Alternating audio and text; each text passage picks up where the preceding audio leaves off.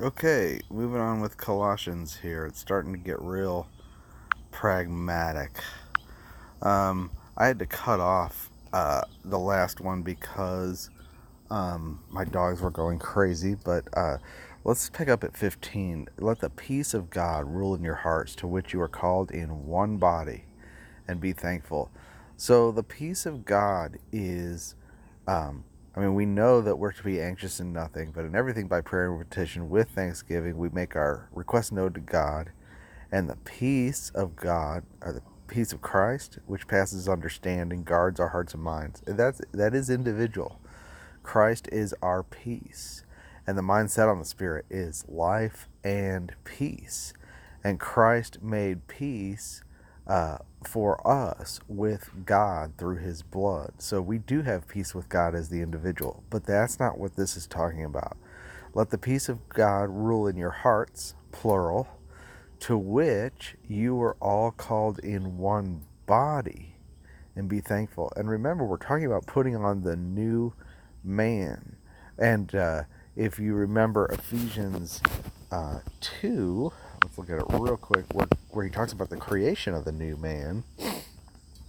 He says, wherefore remember that you being in time past Gentiles in the flesh, called uncircumcision, which is that by that which is called the circumcision in the flesh made by hands, you are without Christ, aliens from the commonwealth of Israel, strangers from the covenants of promise, having no hope and without God in the world.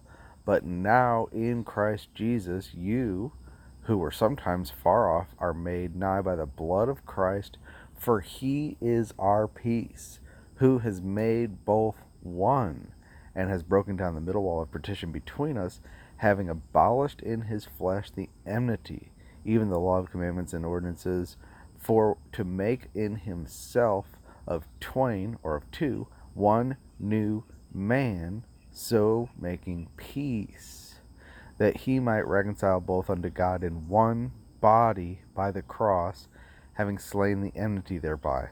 Okay, so the idea is that the Jews and Gentiles were separated by a wall of circumcision and ordinances.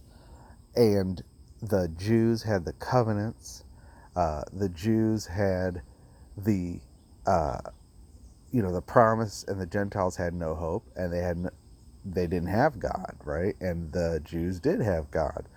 Well, in Christ, the Jews, those who were near and those who were far, Gentiles, are made nigh, are brought near. So we're all brought near to God himself.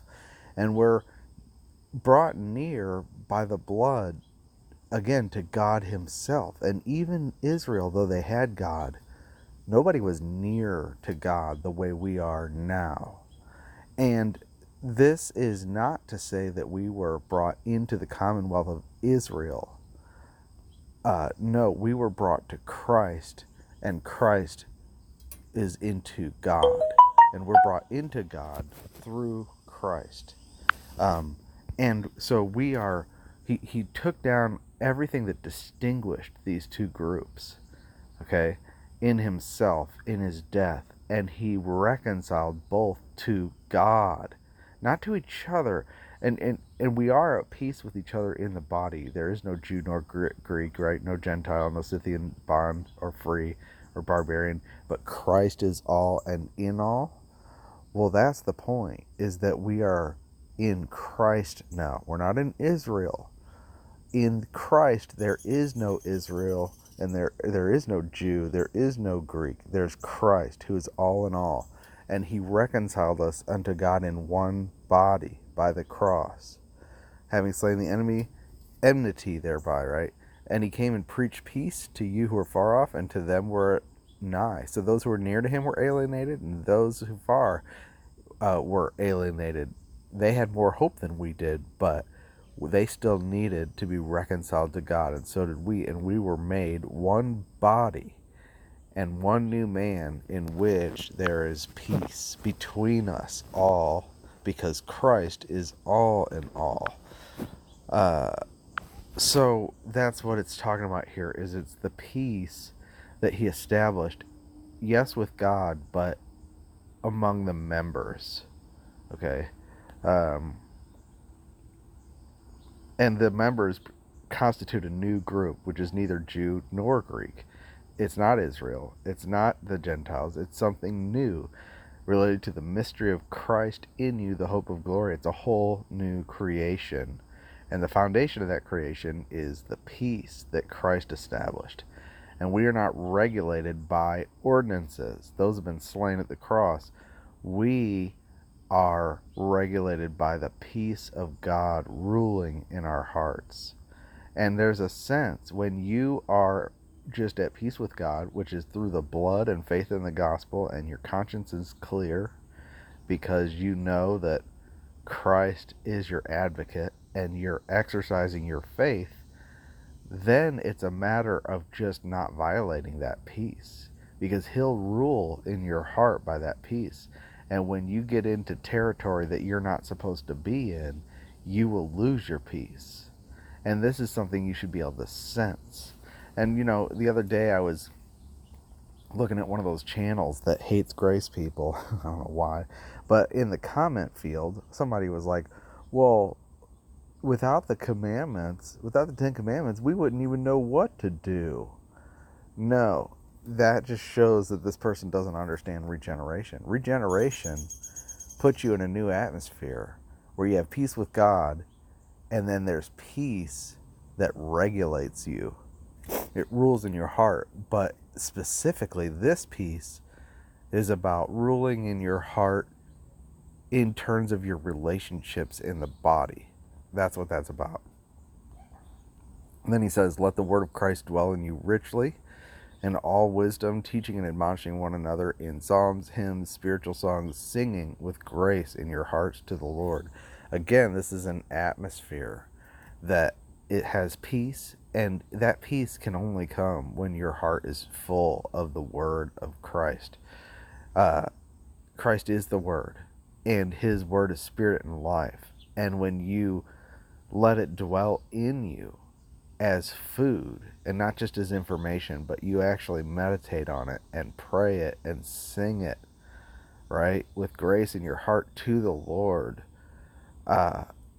this creates an atmosphere that's different for you, and you can sense it, and it's a blessing.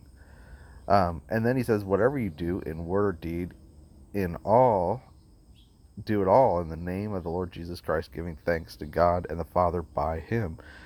That involves understanding God is sovereign in all my situations. He has arranged everything. There's no accident.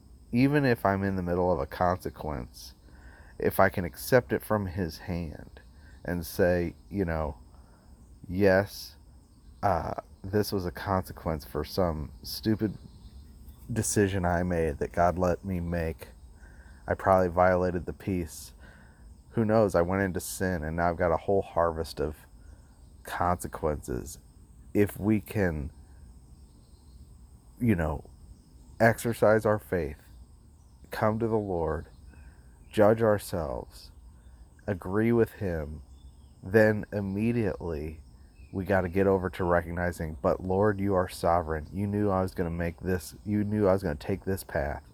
There's no plan B. It's all plan A, because you've predestinated me to sonship, and you're working everything according to the counsel of your will for my good. And so I know that you're working all things together for good, and whatever situation I'm in right now is in your loving hand and being used for my good. He'll turn it into a blessing for you, and you can thank him even when you don't have to fear when you're in the consequences of your mistakes that means that God's done with you. No, let him weave it into the tapestry he's making.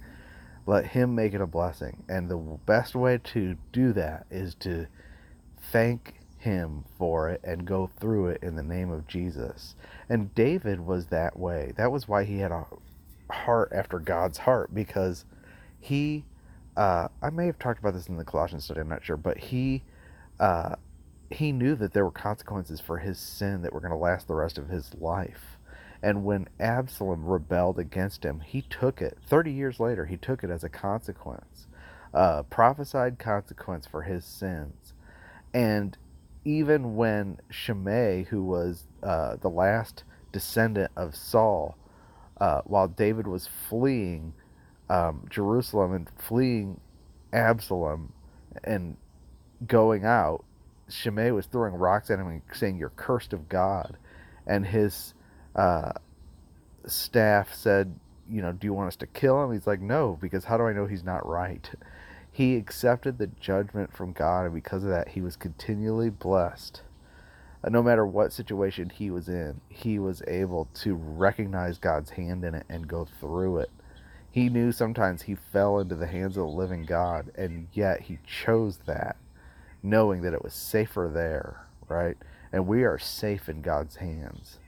Um, Now, again, though, this is really talking about a group, but I'm kind of individually applying it. So now he's going to get into relationships. And these relationships, don't get down into the nitty gritty about it. Uh, don't take it as each individual instruction. Try to look at this as a picture of the body of Christ, living with Christ as their peace, letting the peace of God rule in their heart, letting the word dwell richly in them, with a heart full of grace and singing to the Lord and giving thanks to Him and everything. It's such a positive atmosphere. And then this comes out in a community that looks like this. Wives submitting to your husbands as is fit in the Lord. Husbands loving your wife and not being bitter against them. Children, obeying your parents in all things, for this is well pleasing to the Lord. Fathers, provoke not your children to anger, lest they be discouraged. Servants, obey in all things your masters according to the flesh, not with eye service, but as man pleasers, but in singleness of heart, fearing God. And whatever you do, do it heartily as unto the Lord and not unto men, knowing that of the Lord you shall receive the reward of the inheritance, for you serve the Lord Christ. But he that does wrong shall receive the wrong which he has done, and there's no respect of persons. Okay, so there's wives and husbands and children's fathers and servants, and everything they do, they're doing it heartily and with thanksgiving in the name of Jesus. And they're supposedly submitting and then loving and obeying and not provoking and serving the Lord, right? Now, there are negative instructions. The idea is wives don't not submit, and husbands don't be bitter, right? And children don't disobey, and fathers don't provoke. This is what the old man does. And you know what? We're guilty of all of it. It is very difficult in the family if the family is not full of grace. If it's only one person, uh, it becomes very difficult, because then these other people are used to the enemy to try to get that person out of his atmosphere of peace, right? Or hers. Anyway, just look at it, though, as not a list of instructions for individuals, but this is what God desires, that the new man would live a culture of Christ that would be manifested in relationships that would be different than the world. Um, and there's really not much more to say about all that for me right now. Now, there's knowing that of the Lord. Okay, so servants are obeying. They're serving the Lord in singleness of heart and doing what they do heartily. If you have a choice about what kind of job you have, try to do a job that you can do with all your heart. It's very difficult to do a job that you absolutely can't stand and you have a choice to go elsewhere. It's hard to do that with your whole heart. If you have freedom, use your freedom to find a situation that you can apply your whole heart to. But if you can't, still try to keep the atmosphere of Christ in your heart and focus on Him. Because I've done jobs I hate, and yet I was memorizing books of the Bible and enjoying the Lord through them, to where I really didn't even think about the job that much, other than I had to do it. But any time I had that wasn't part of the job, I was enjoying Christ. Now, there was other jobs that I hated that I did not enjoy Christ. I basically backslid, and I complained the whole way, and I was a man pleaser. If you get into man pleasing, if you start doing things, that is a good piece of advice too, is if you start fearing men and you start doing your job for advantage or political gain or getting ahead or the approval of the boss and not unto the Lord, you will lose sight of the Lord, because you can't serve God and mammon. You'll hate the one and love the other, right? And you will be miserable. And that's what happened to me at this one job. It became, there was an opportunity and I took it, and it became more and more political and about pleasing people and pleasing and then, because God was disciplining me, he withheld the favor of the boss. She didn't like me, and I wouldn't say she didn't like me, but I didn't like her, and I didn't feel like she put fair demands on me, and I was looking to her and not to the Lord. And what he's trying to say is, look, of the Lord you will receive the reward for your inheritance, the reward of the inheritance. You serve Christ. That's how you can do it heartily unto the Lord. You've got to get your eyes off men. Yes, your boss tells you what to do, and you got to do it. But the Lord is the boss. Give it to him and work to him. He will be the one to reward you and promote you. Look at Joseph. You know, Joseph is the model of that. And too often we forget the Lord, and we're in our natural circumstances, and we don't see that he is sovereign, and we don't see that he's our boss, and we don't see that we're working unto him. We start getting our eyes off that and onto people, and the whole thing collapses. All the admonition through here assumes that the Lord is the center, and he's the preeminent one, and you know he's your life, and he is your focus. And then he who receives wrong will receive the wrong which he's done. In other words, if you screw up at a job, the consequences are there. Or in any case, if my kid disobeys me, he gets disciplined. If I provoke my kid to anger, he will get discouraged. We have the consequences of sin in this life. That's all he's saying is, there's not a magic solution where everything is wonderful all the time. We have the flesh, and we will have the consequences, but we also have the reward of the inheritance from the Lord. Okay, well, I'm not as good at this practical stuff, but that's that. We'll continue tomorrow or later.